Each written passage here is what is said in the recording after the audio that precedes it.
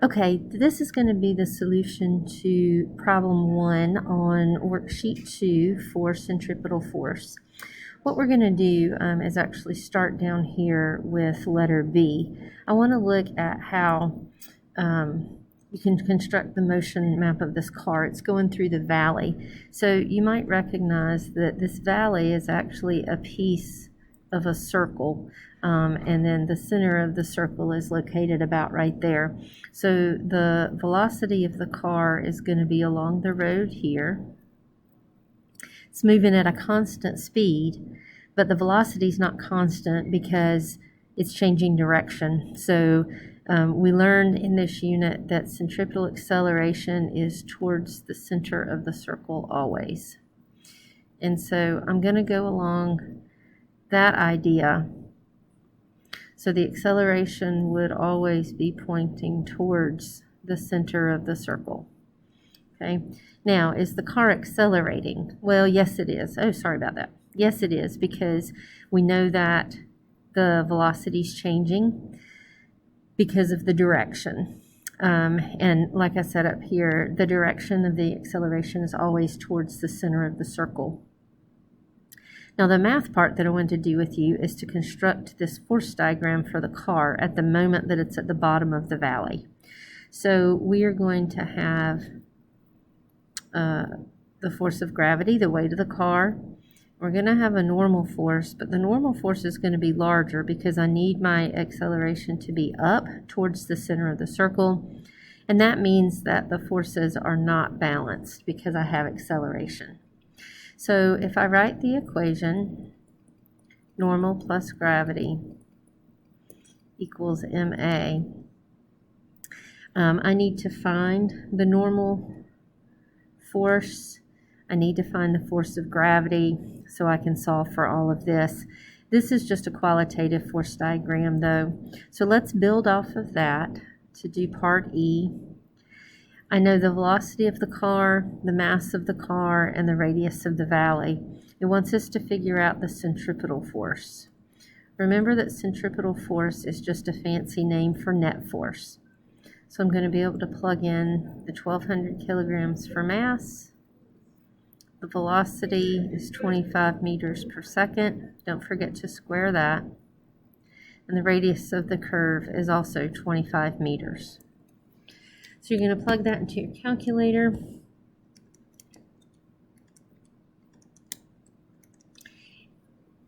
And you get a net force or a centripetal force of 30,000 newtons. So now we want to go back and make a quantitative force diagram. We want to assign some numbers to these values for normal and gravity. So if I know that F net is the same as centripetal force, and I have normal plus gravity, I know that the mass of the car is 1,200 kilograms. So over here on the side, I'm just going to convert that to newtons. Oh, 12,000, sorry. No, 1,200, that's right.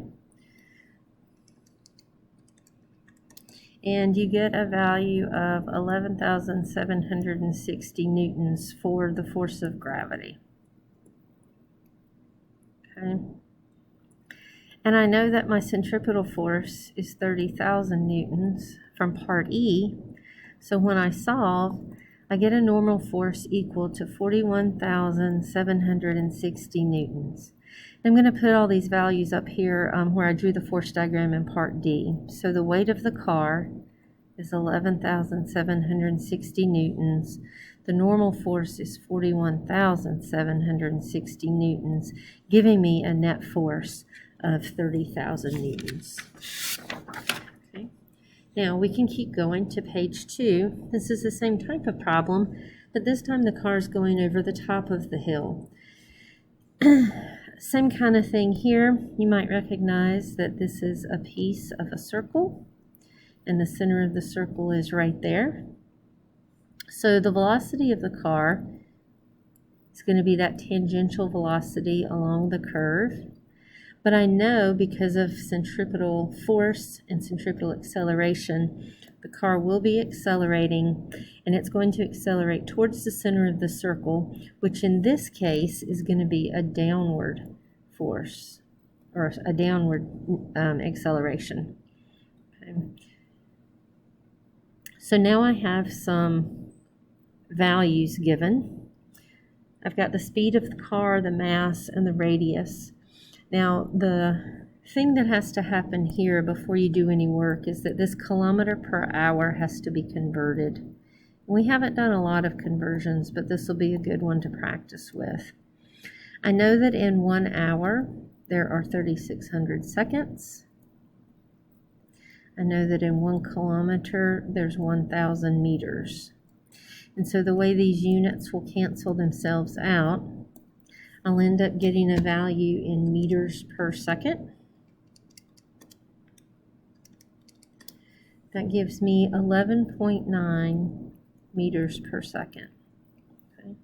So let's just use our new equation for centripetal force, mv squared over r.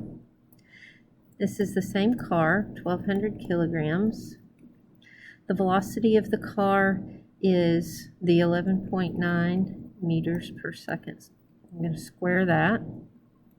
And it's all going over a hill with a radius of 25 meters.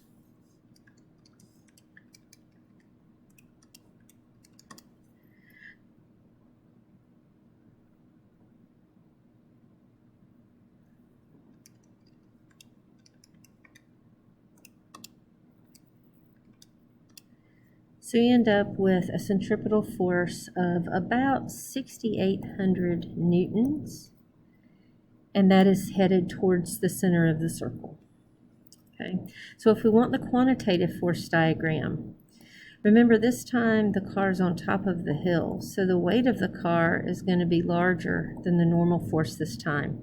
I need my acceleration to be down towards the center of the circle.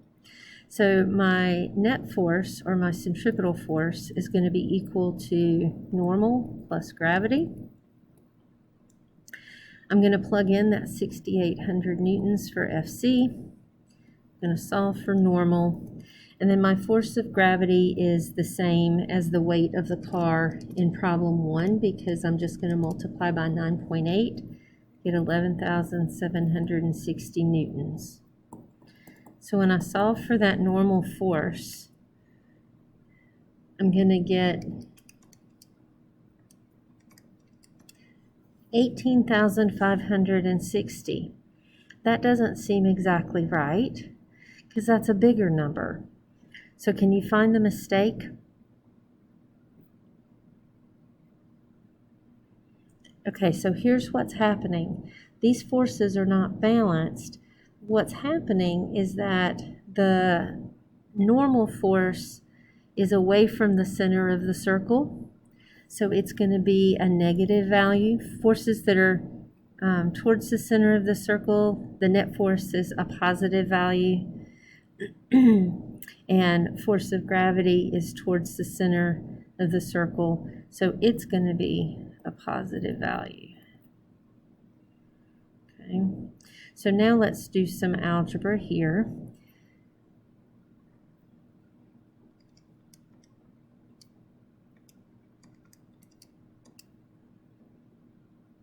That's going to give me a normal force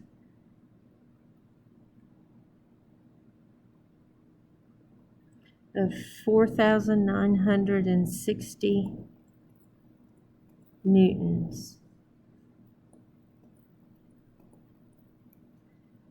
And that seems to make sense. The force of gravity is 11,760 newtons.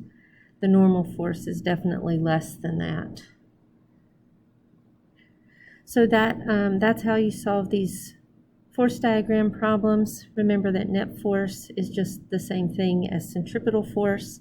And like in this problem, forces that are towards the center of the circle are positive, which is why down here we had to make our gravity a positive number, our normal's a negative number because it was away from the center of the circle.